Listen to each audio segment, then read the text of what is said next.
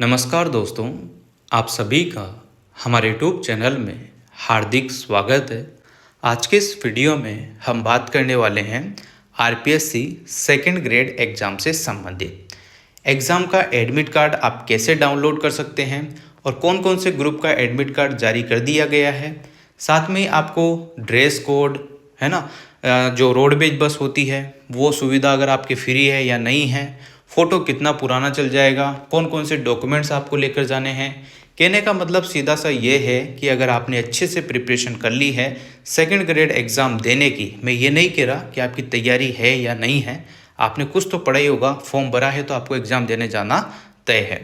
तो अगर आप इस कंडीशन में हैं, बिल्कुल आप कंप्लीट हैं एग्ज़ाम के प्रति, तो आपको कुछ विशेष सावधानियां रखनी होगी, क्योंकि ये छोटी छोटी गलतियां भी आपको जो है बड़ा परिणाम भुगतने को मिल सकता है। ऐसा होता है कि हम बहुत सारी बार फ़ोटो ले जाना भूल जाते हैं, तो फिर हम इधर उधर हड़बड़ा जाते हैं। हमारा जो पेपर का जो माइंडसेट होता है, हम किस तरीके से उसको करने वाले थे, कितना अच्छा जाने वाला था, कितनी तैयारी थी, पर अगर आप फ़ोटो लेकर नहीं जाते हैं, एडमिट कार्ड भूल जाते हैं, कुछ ऐसी चीज़ पहन के चले जाते हैं कि आप एग्ज़ाम में नहीं बैठ पाते हैं, थोड़े लेट हो जाते हैं, तो ये छोटी छोटी चीज़ें हैं जो कि आपको बहुत बड़ा डीमोटिव कर सकती है, आपका एग्ज़ाम भी छूट सकता है। ठीक है ना। तो ये सारी चीज़ें हैं जो पहले आप लोग जान लेंगे तो बेहतर आपके लिए होगा। वीडियो को आप लोग अंत तक देखिएगा, और अगर आप चैनल पर नए हैं तो चैनल को सब्सक्राइब, वीडियो को लाइक और बेल आइकन ज़रूर दबा लीजिएगा। देखो, ये वीडियो उन सभी बच्चों के लिए है, उन सभी स्टूडेंट्स के लिए है जो पहली बार एग्ज़ाम देंगे या जो पहले भी दे चुके हैं, और जिनको अनुभव भी है या नहीं भी है, तो आप लोग आराम से इस वीडियो को देख सकते हैं। हम बात करेंगे सबसे पहले एडमिट कार्ड की, कि एडमिट कार्ड कैसे डाउनलोड करें, कहाँ से डाउनलोड करें, कितने डाउनलोड करें। ठीक है ना।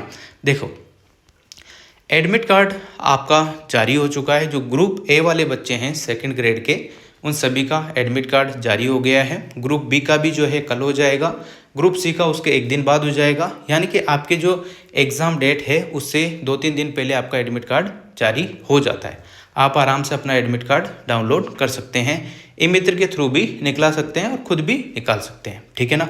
अब आपके दिमाग में ये आता होगा कि डाउनलोड कहाँ से करें।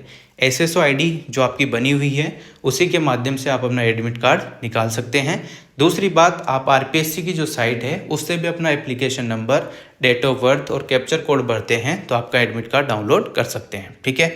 अब दूसरी बात आपके दिमाग में ये आ रही होगी कि एडमिट कार्ड तो चलो हमने निकला लिया, पर दूसरा कन्फ्यूजन ये है कि प्रिंट निकलाएं या फिर ब्लैक एंड वाइट निकलाएं। तो ये डिपेंड आपके ऊपर करता है, वहाँ पर कोई बाध्यता नहीं है कि आप ब्लैक एंड वाइट में एग्ज़ाम नहीं दे सकते या आपको प्रिंट ही लेकर आना है, या आप प्रिंट नहीं लेकर आएंगे तो आप एग्ज़ाम नहीं दे सकते, ब्लैक एंड वाइट में नहीं दे सकते, ऐसा कुछ नहीं है। आप कोई सा भी लेकर जा सकते हैं। डिपेंड करता है कि आपके पास कितना पैसा है। अगर 10 रुपये का ब्लैक एंड वाइट निकल रहा है ई मित्र से तो वो निकला लो, और 20 रुपये देने की इच्छा हो रही है तो प्रिंट वाला निकला लो, है ना। जो भी आपका जैसा भी डिपेंड करे, आपका जो भी सोच है उस हिसाब से आप लोग अपना एडमिट कार्ड निकला सकते हैं। उसमें आपको कोई रोका टोका नहीं होगा कि आपको जो है एग्ज़ाम में बैठने नहीं दिया जाएगा। ब्लैक एंड वाइट निकला सकते हैं और रंगीन भी निकला सकते हैं। ठीक है। दूसरी बात कंप्लीट हो गई है। अब तीसरी बात ये आती है कि कितने एडमिट कार्ड निकलाएं। जैसे बहुत सारे बच्चों का क्या होगा, सेकंड ग्रेड का जो एग्ज़ाम है उसमें एक पेपर सुबह की पारी में रहेगा और एक पेपर शाम की पारी में रहेगा। ठीक है, ऐसा ही होगा। और बहुत सारे बच्चों की क्या होगा, एक पेपर तो एक दिन है, दूसरा पेपर अगले दिन है।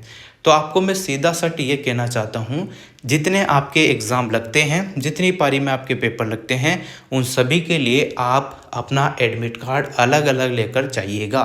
ठीक है ना। एक ही एडमिट कार्ड आप लोग नहीं लेकर जाइएगा। बाकी फिर देख लेना जो भी है जैसा भी है, पर आप कम से कम 2 पारी में पेपर है तो 2 एडमिट कार्ड आपने साथ रखो, है ना।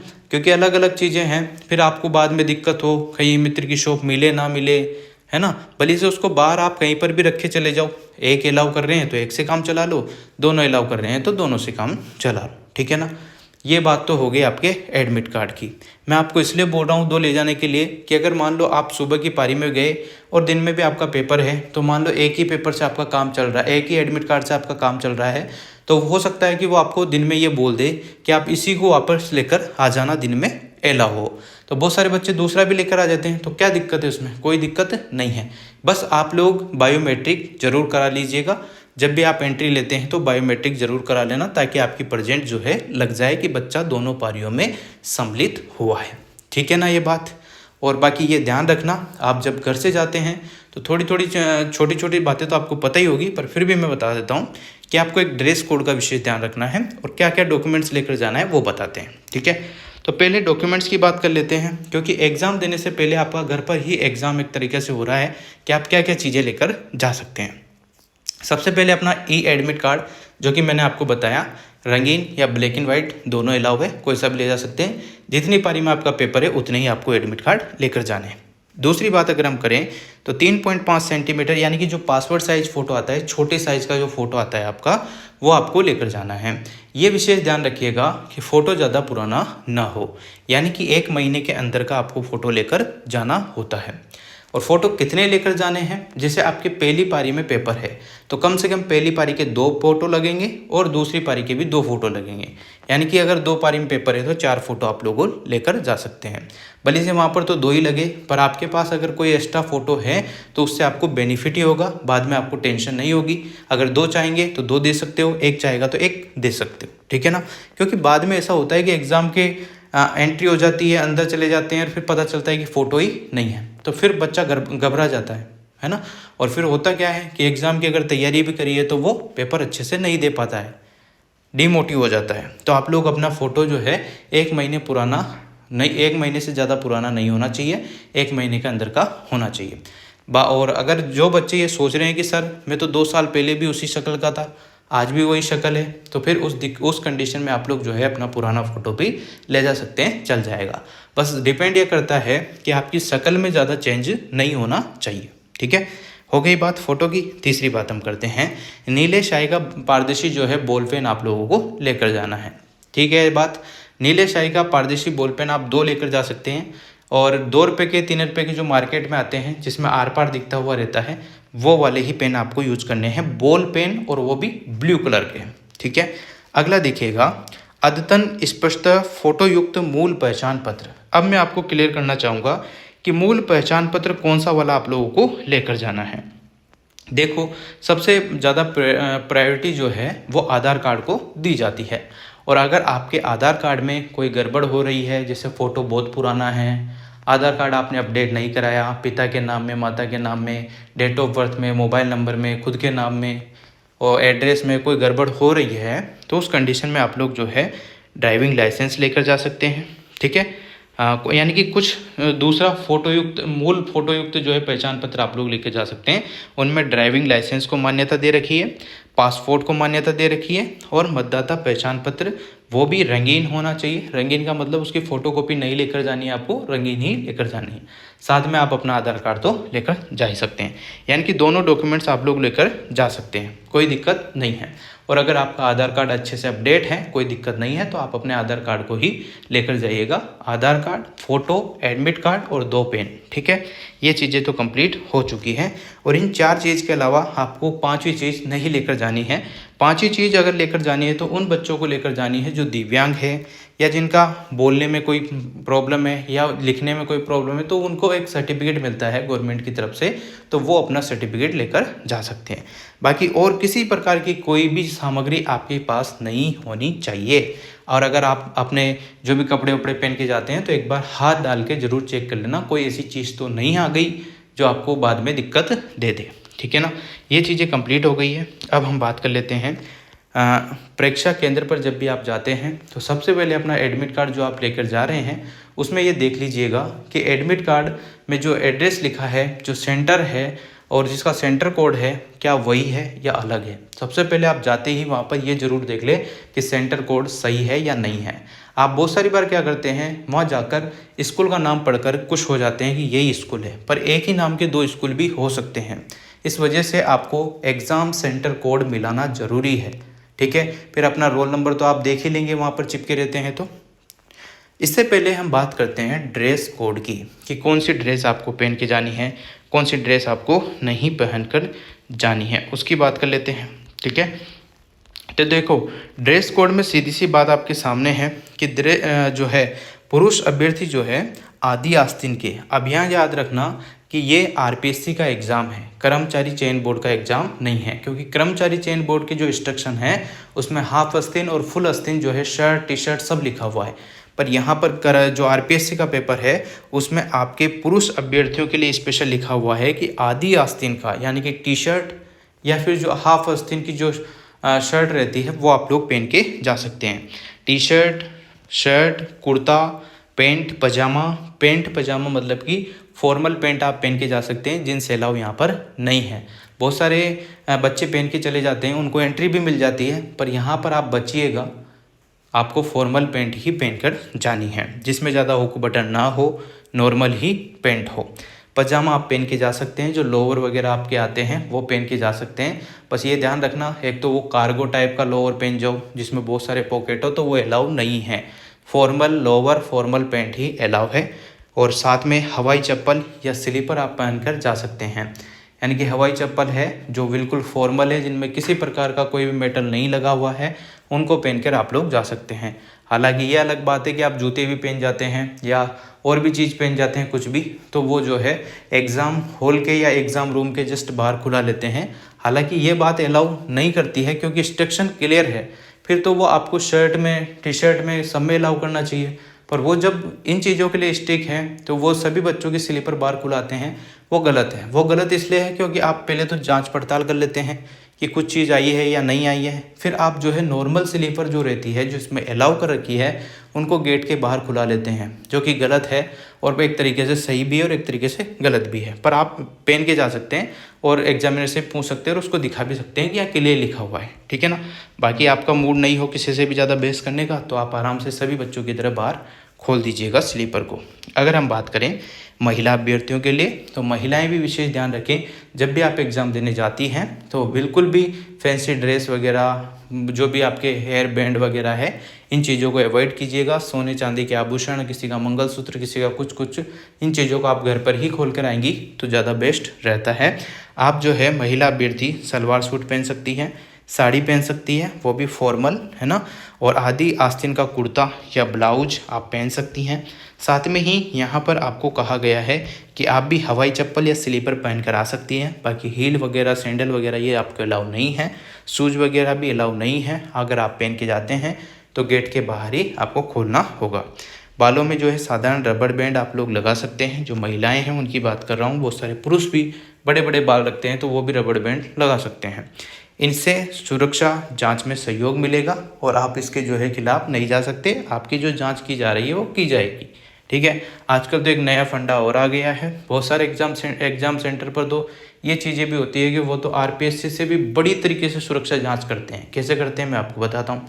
वहाँ पर जो पुलिस वाले लगे रहते हैं, है ना, उनका काम है कि हाँ चेक करना चाहिए, पर उन्हें संदिग्ध जो लगे उसकी इस तरीके से चेकिंग की जानी चाहिए। बाकी सभी बच्चों को वो परेशान भी करते हैं एक तरीके से, क्योंकि वहाँ पर एग्ज़ाम देने बच्चे आ रहे हैं, ना कि आतंकवादी आ रहे हैं। मैं इसलिए कह रहा हूँ ये बात, क्योंकि बहुत सारी बार क्या करते हैं, वो पूरे बालों को बिखेर देते हैं, फिर उन्हों को पता नहीं क्या कौन सी जांच करते हैं। फिर उन्हों को जो है बहुत सारों के तो जो नंबर के चश्मे हैं जिसमें क्लियर ही दिख जाता है, पर आजकल अलग अलग तरह के चश्मे आ गए हैं, तो वो उसको पानी में डालते हैं। अब पानी में डालने के बाद ये उन्हों को अच्छे से पता होना चाहिए कि उस चश्मे पर रेशे आते हैं पानी के, और साथ में रुमाल भी नहीं होता, तो उसको पूछेंगे किससे। तो ये बहुत सारी चीज़ें हैं जो कि थोड़ी गलत भी है आरपीएससी की तरफ से। एक रूल वो नया बना हुआ है कि 1 घंटे पहले आप अंदर घुस जाओ, फिर 1 घंटे तक वहाँ बैठे रहो, फिर सोते रहो, फिर एग्ज़ाम आएगा, फिर दूसरी पारी में पेपर है तो फिर 1 घंटे पहले घुसा देते हैं एग्ज़ाम सेंटर के अंदर, फिर आपको 1 घंटे तक सोने को दिया जाता है, फिर आप पेपर करेंगे। और आप ये देखो, सबसे बड़ी मतलब अजीब चीज़ तो ये लगती है कि जैसे ही एग्ज़ाम में आपको बिठा दिया, 1 घंटा आपको रेस्ट करना है भाई, ठीक है, सारे बच्चे उसमें सो जाते हैं लगभग, फिर वो उठते हैं और उठने के 5 मिनट पहले वो OMR शीट देते हैं। मतलब वहाँ पर तो टाइम मैनेजमेंट इतना खतरनाक रहता है इन लोगों का, और उससे पहले बली से आप आराम करो। यहाँ पर बहुत ही ज़्यादा बेकार रूल है ये 1 घंटे वाला। इसमें यहाँ पर हाफ करना चाहिए इसको, यानी कि आधा घंटे का रूल करना चाहिए, ताकि बच्चा भी रिलैक्स रहे और इतनी देर में वो जो टीचर है जो भी फॉर्मेलिटीज़ करते हैं, फ़ोटो चिपकाने की, वीडियो बनाने की वगैरह वगैरह, वो कर सकें। 1 घंटा बहुत लंबा खिंच जाता है, और छोटे मोटे पेपर भी रहते हैं तो उनमें भी 2-2 पेपर करा रहे हैं, तो ये काफ़ी गलत है। पर जो भी है आपके सामने है, आप आराम से चले जाइएगा, ठीक है ना। यहाँ तो हो गए, अपन मुद्दे से थोड़े हट गए थे।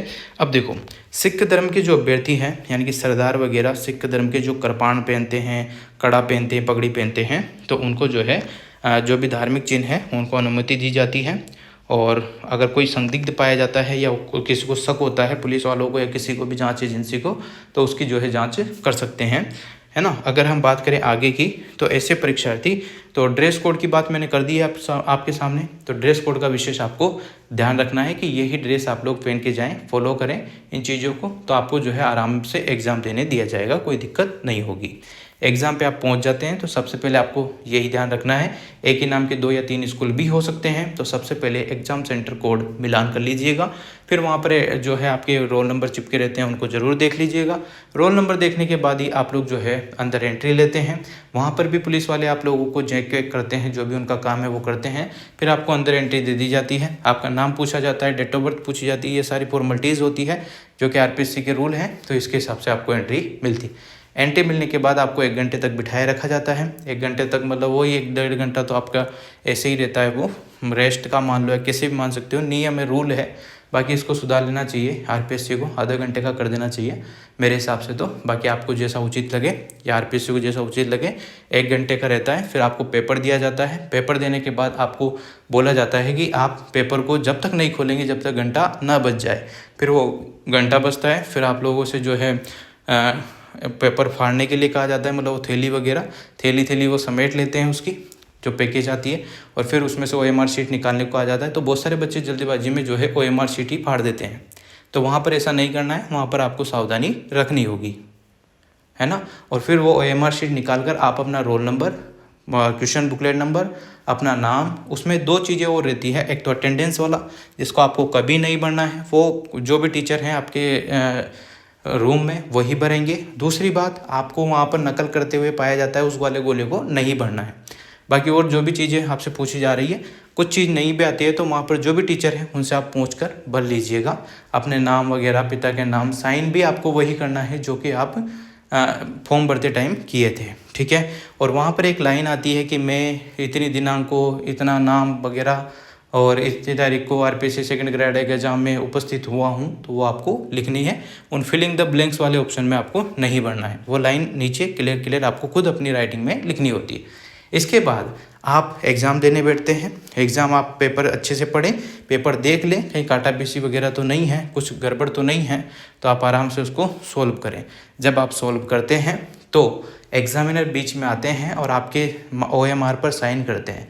तो वहाँ पर यह ध्यान रखना कि एग्जामिनर आपकी OMR शीट को खींचे नहीं, अगर खींचता है तो आप उसके खिलाफ शिकायत कर सकते हैं।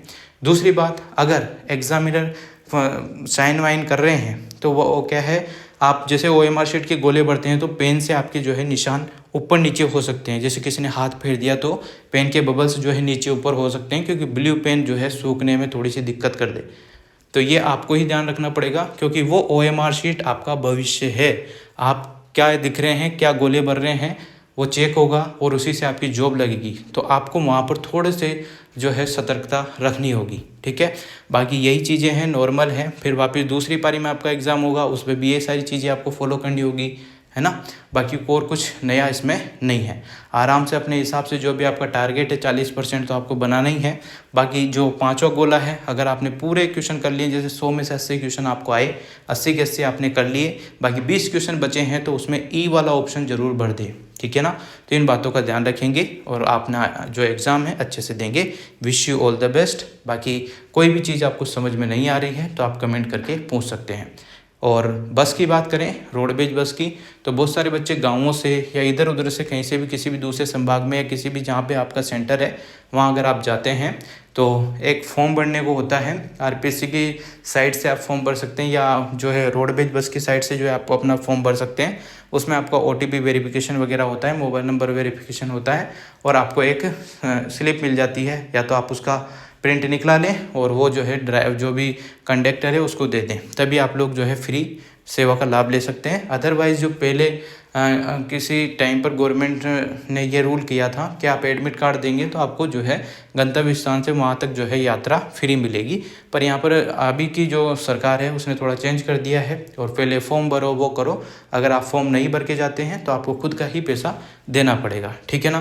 तो ये चीज़ें थी। और अगर आप कार वगैरह से जाते हैं तो सीट बेल्ट का इस्तेमाल करें, और अगर आप बाइक वगैरह से जा रहे हैं तो जो है हेलमेट का यूज ज़रूर कीजिएगा।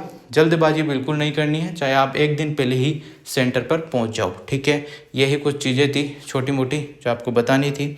Thank you so much. Video अगर अच्छी लगी हो तो like, comment, share and subscribe.